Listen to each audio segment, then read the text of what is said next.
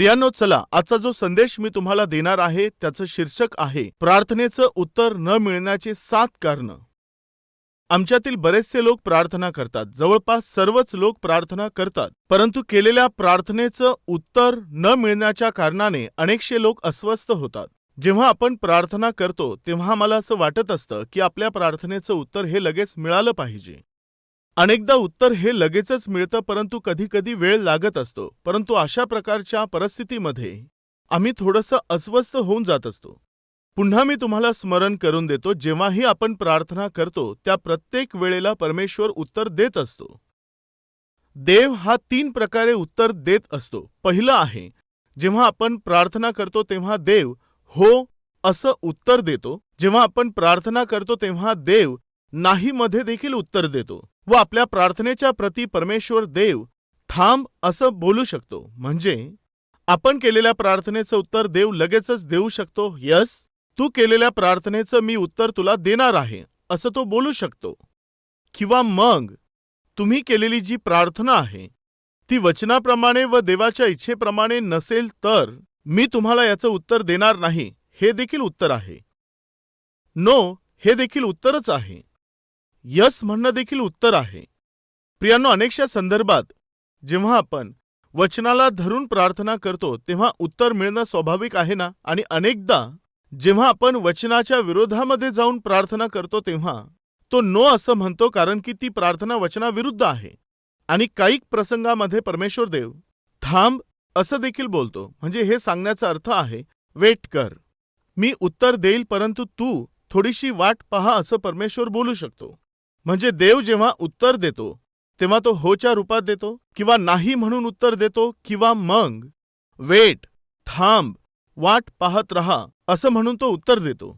यामुळे आपण केलेल्या प्रार्थना निश्चित परमेश्वराच्या समोर पोहोचतात, परंतु अशी पोहोचल्यानंतर या तिन्हीपैकी कोणतं तरी एक उत्तर आपल्याला मिळत असतं. होच्या रूपाने, नाही या रूपाने व थांब प्रतीक्षा करत रहा असंही उत्तर मिळत असतं. अनेक संदर्भांमध्ये आपण केलेल्या प्रार्थनेचं उत्तर आपल्याला मिळत नाही तेव्हा आम्ही त्रस्त होतो, आम्ही दुःखी होऊन जातो. तेव्हा परमेश्वराला आपण प्रश्न करू लागतो, देवाला आपण सतावून सोडू लागत असतो. अनेकदा आपण स्वतःला दोष देऊ लागतो, अनेकदा स्वतःला ठेच पोहोचवण्याचा प्रयत्न करतो. खरं तर आपण केलेल्या प्रार्थनेचं उत्तर न मिळण्याचं नेमकं कारण काय असतं? उत्तर का मिळालं नाही याचं कारण जर आपल्याला समजून आलं तर सर्वात प्रथम आपण ते कारण शोधून स्वतःची देखील पारख करून जर आपल्यामध्येच काही उणीव असेल तर ती सुधारण्याची संधी आपल्याकडे राहील. यामुळे या गोष्टी आज मी तुम्हाला सांगत आहे. आपले प्रार्थना न मिळण्याचे मुख्य काही कारणं बायबलमध्ये आहेत. चला ते मी आज तुम्हाला सांगणार आहे. आपण आपले बायबल उघडूया. याकोबाचे पत्र 4थ्या अध्यायातील 2रे वचन मी वाचत आहे. तुम्ही इच्छा धरता तरी तुम्हाला प्राप्त होत नाही. तुम्ही घात व हेवा करता तरी हवे ते मिळवण्यास तुम्ही समर्थ नाही. तुम्ही भांडता व लढता. तुम्ही मागत नाही म्हणून तुम्हाला प्राप्त होत नाही. प्रार्थनेचं उत्तर न मिळण्याचं एक कारण मी येथे वाचलं आहे. तुम्ही मागता पण तुम्हाला मिळत नाही, कारण तुम्ही अयोग्य प्रकारे मागता. म्हणजे आपल्या चैनीकरता खर्चावे म्हणून मागता. कृपया लक्ष द्या, परमेश्वर आपल्या प्रत्येक गरजा पूर्ण करेल. गरज वेगळी आहे, अपेक्षा वेगळ्या आहेत. उदाहरणार्थ, राहण्यासाठी घर पाहिजे ही एक गरज आहे. शेजारच्याने 2 फ्लोर बांधले आहेत, आम्हाला 3 फ्लोर बांधायचे. ही काय आहे सांगा? ही हाव आहे, हा एक आजार आहे. राईट? ही गरज आहे का म्हटलं तर नाही आहे, परंतु ही एक जास्त अपेक्षा आहे. तुमच्या गळ्यामध्ये एखादी सोन्याची चैन आहे, खूप चांगलं आहे, परंतु शेजारच्या स्त्रीने एक लेटेस्ट नेकलेस तयार करून आणलं. ते थोडं जास्त चांगलं दिसत आहे. आता तुम्हाला वाटलं मी केवळ 1 तोळ्याची चेन घातली आहे, तिने तर 2 तोळ्याचं नेकलेस केलं. तिच्या नवऱ्यापेक्षा माझा नवरा जास्त शिकला आहे, पगारही त्याला जास्त आहे. तिने 2 तोळे सोनं घेतलं आणि मी 1 तोळ्यावरच थांबले आहे, तर हे काही बरोबर नाहीये. यामुळे पती आल्याबरोबर बोलू लागणार. तिच्या पतीला पहा, 30,000 रुपये पगार आहे आणि तुम्हाला तर 1,00,000 रुपये पगार मिळतो. 30,000 रुपये पगार घेणाऱ्या पतीने आपल्या पत्नीसाठी 2 तोळे सोनं खरेदी केलं, तर हे काय तुम्ही माझ्यासाठी 1 तोळाच केलं? चला जाऊया. कुठे जायचं? सोनाराच्या दुकानात.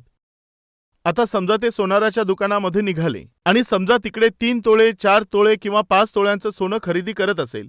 आता गरज आहे म्हणून हे खरेदी करतात किंवा शेजारचीचं पाहून हेवा निर्माण झाल्यामुळे घेत आहेत सांगा? राईट. ही गरज अजिबात नाही.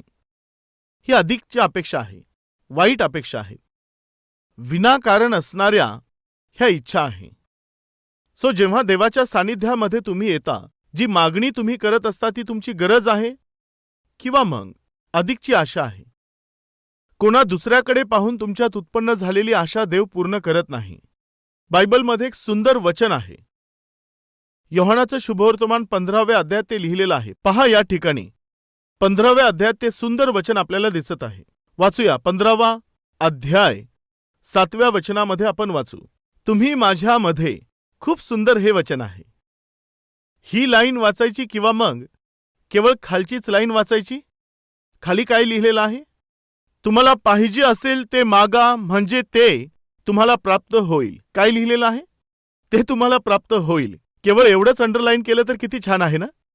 तिथे काय म्हटलं? तुम्हाला पाहिजे असेल ते मागा म्हणजे ते तुम्हाला परमेश्वर देव देऊन टाकेल. केवळ एवढंच अंडरलाईन केलं तर अनेक लोकांना वाटतं की किती छान आहे. यस, परंतु एक गोष्ट सत्य आहे. आपण जे काही मागू देव म्हणत आहे मी ते देईल, परंतु केव्हा? वर काय लिहिलेलं आहे ते पहा. जर तुम्ही माझ्यामध्ये राहिलात आणि माझी वचने तुम्हामध्ये राहिली किंवा तुम्ही वचनात राहिले. अगोदर तुम्ही माझ्यात राहायचं आहे. आपण कोणात राहायचं आहे? देवामध्ये राहायचं आहे. आणि दुसरं, परमेश्वराचं वचन आपल्या हृदयात असलं पाहिजे. समजा आपल्या हृदयामध्ये देवाचं वचन भरलेलं आहे, तर अंतःकरणामध्ये जे काही भरलं आहे त्याप्रमाणे मुखातून बाहेर येतं. तुमचं अंतःकरण कशाने भरलेलं असलं पाहिजे? देवाच्या वचनाने तुमचं अंतःकरण आणि मन जर भरलेलं असेल तर तुम्ही जे काही बोलाल ते वचनाप्रमाणेच असेल. समजून आलं का? समजा एका भांड्यामध्ये दूध भरलेलं आहे. आता त्या पातेल्यामध्ये काय ठेवलं आहे? दूध भरून टाकलेलं आहे. त्या पातेल्यामध्ये जे आहे ते ग्लासामध्ये ओतल्यावर काय येईल? दूधच बाहेर येईल. त्या पातेल्यात जर ताक भरलेलं असेल, ताकाने भरलेलं पातेलं उचलून जर तुम्ही ग्लास जर तुम्ही भरला, मग ताकच बाहेर पडणार. एवढंच असतं ना? जर देवाच्या वचनाने आपलं हृदय भरलेलं असेल तर आपण केलेली प्रार्थना वचनाला धरून असणारी प्रार्थना असेल.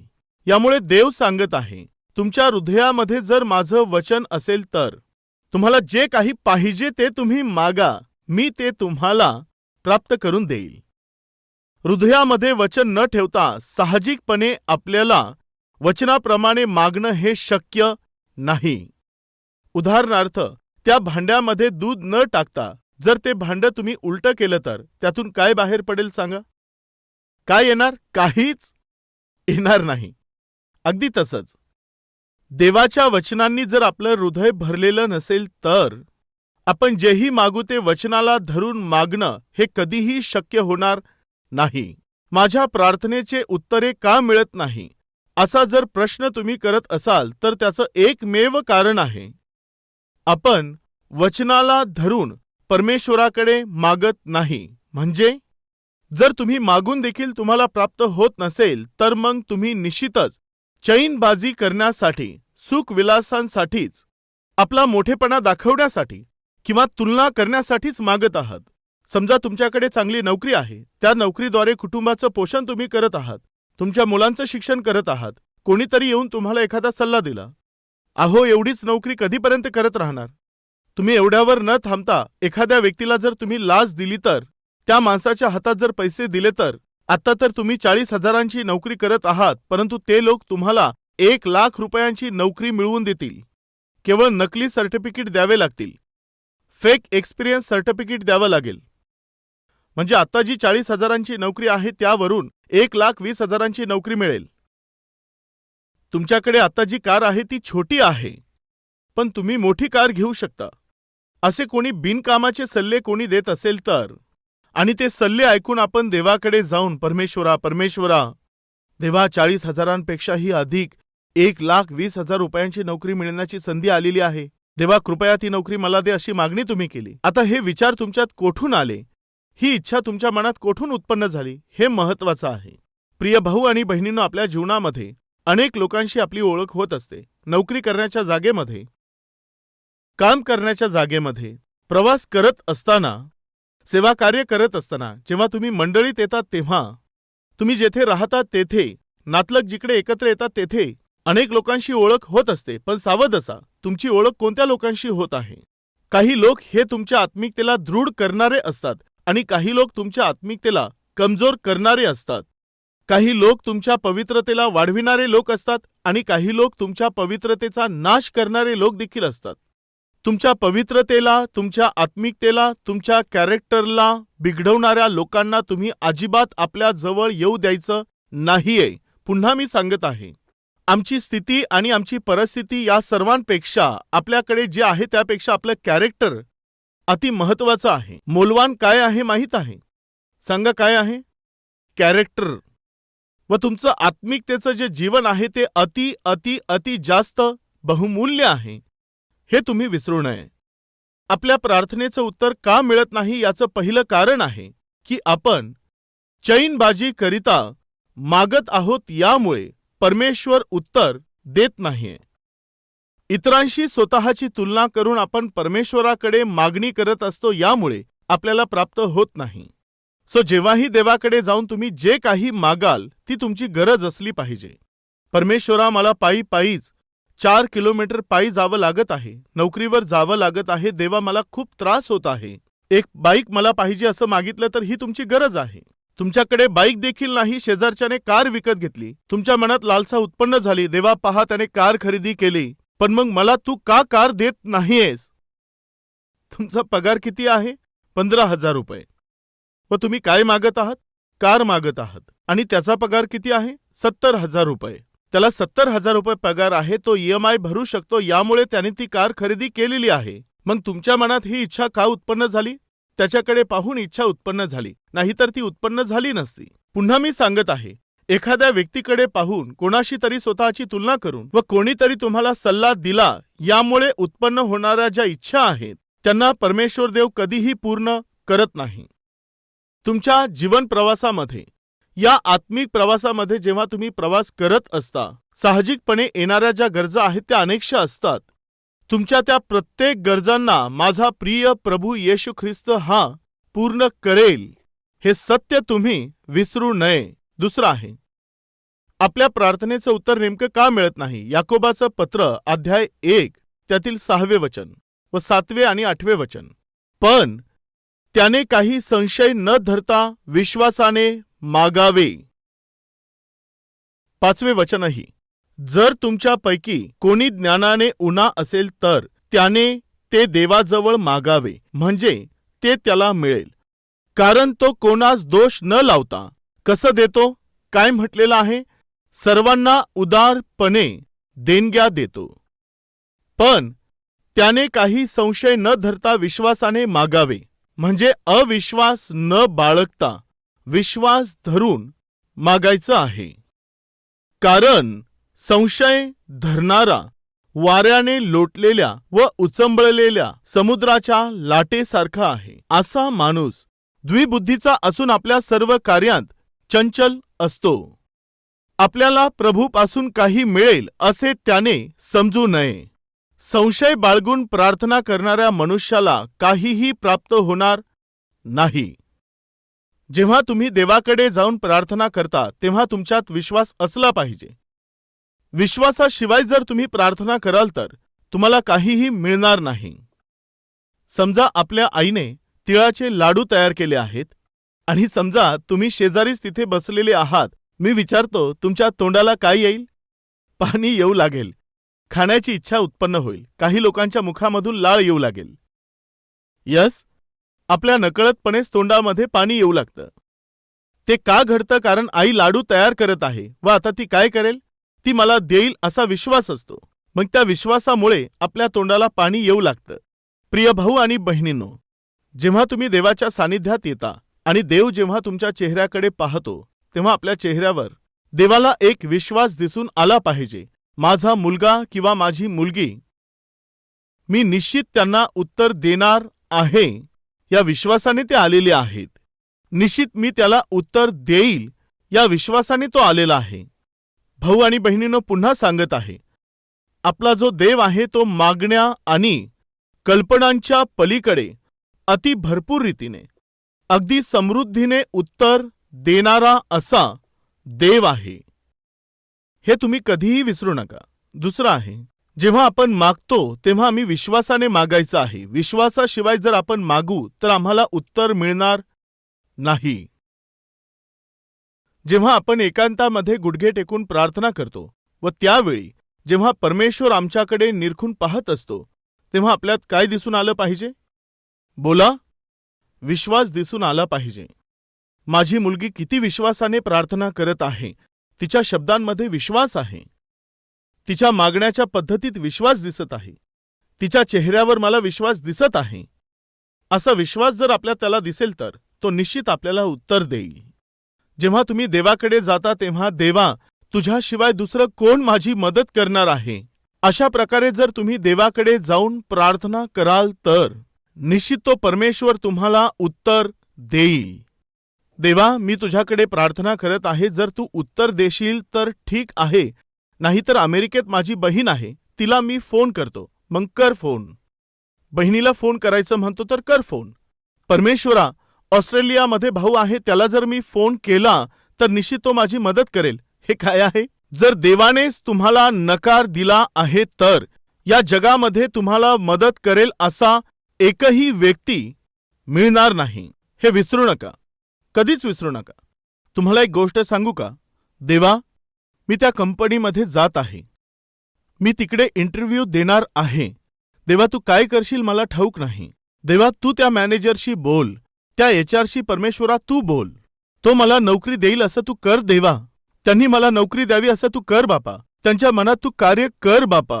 देवा, तू त्यांच्याशी बोल देवा. ते मला जॉब देतील असं तू कर देवा. तो जॉब देईल असं कर. खरोखर आपण वेडे आहोत प्रियांनो. तो आपल्याला जॉब देणारा व्यक्ती नाही आहे.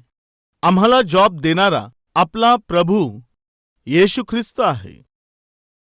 मी पुन्हा विचारत आहे, ज्या कंपनीत तुम्ही जाता, कंपनी तुम्हाला नोकरी देणार आहे, मालक देणार आहे, एचआर देणार आहे, मॅनेजर देणार आहे किंवा टीम लीडर देणार आहे, किंवा खरं तर ती नोकरी तुम्हाला देव देणार आहे? खरं सांगा, कोण देणार सांगा? देव देणार आहे. मग आता तुम्ही कोणाकडे विनंती केली पाहिजे सांगा?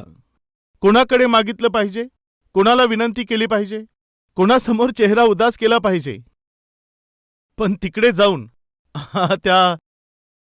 त्या लोकांच्या समोर चेहरा उदास करून, प्लीज कृपा करून तुम्ही काहीही करा, पण तुम्हीच आता नोकरी देऊ शकता.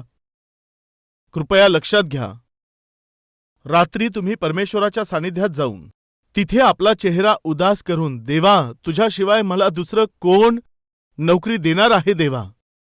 बरं ठीक आहे, देत आहे, जा, असं जर माझा देव बोलला समजा, तर तो ती देऊनच राहणार.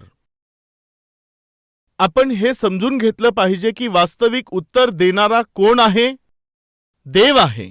तो परमेश्वरच माणसाच्या द्वारे ते उत्तर आमच्याकडे पाठवत असतो. लक्षात आलं? तुमच्या काही लक्षात येत आहे का? समजा तुम्हाला नोकरी मिळाली, तुम्हाला जॉईनिंग ऑर्डर मिळाली समजा, आणि समजा ती जॉईनिंग ऑर्डर पोस्टमन तुमच्यापर्यंत घेऊन आला. मी विचारतो, त्या पोस्टमनला तुम्ही विनंती करणार किंवा मग? पोस्टमनचं काम काय असतं? तुमच्याकडे पाठवलेलं पत्र तुमच्याकडे आणून द्यायचं आहे. स्वर्गामधून जर देवाने तुम्हाला उत्तर दिलेलं आहे, तर या भूतलावरती परमेश्वर कोणत्याही व्यक्तीद्वारे तो देव ते निश्चित पाठवून राहील. हे विसरू नका. वास्तविक आपल्याला उत्तर कुठे प्राप्त केलं पाहिजे सांगा? देवाकडे. ते कधी सांगा? कोठे? प्रार्थनेमध्ये. जर प्रार्थनेमध्ये तुम्हाला उत्तर प्राप्त झालं नाही तर संपूर्ण जगामध्ये कोणत्याही व्यक्तीच्या द्वारे तुम्हाला उत्तर अजिबात मिळणार नाही. सो प्रत्येक व्यक्तीने जे काम केलं पाहिजे ते सर्वात महत्वाचं काम कोणतं माहित आहे? तुमच्या गरजेसाठी परमेश्वराकडे जाऊन प्रार्थना करणं आणि देवाकडूनच ते उत्तर प्राप्त करून घेणं. जर देवाने उत्तर दिलं तर निश्चित ते उत्तर तो तुमच्याकडे पाठवून राहील. हे तुम्ही कधीही विसरू नका.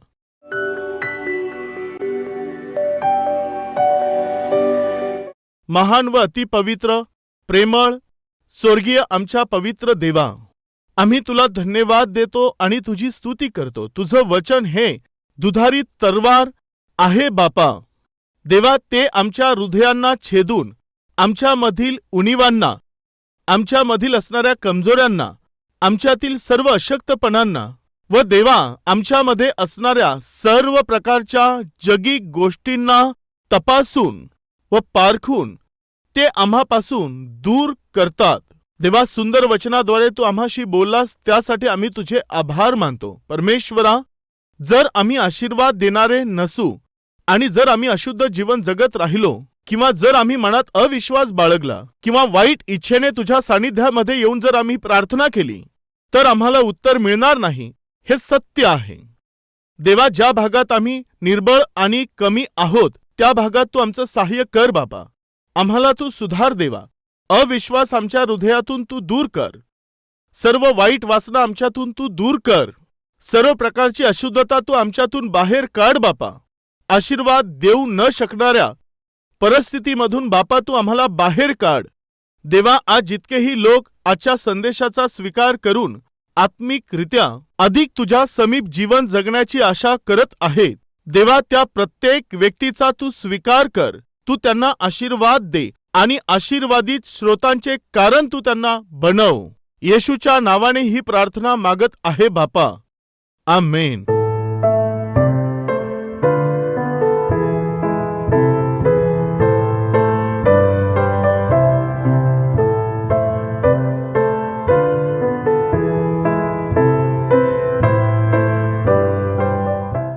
आमचा पत्ता Calvary, post box number 30, Kukatpally, Hyderabad 72.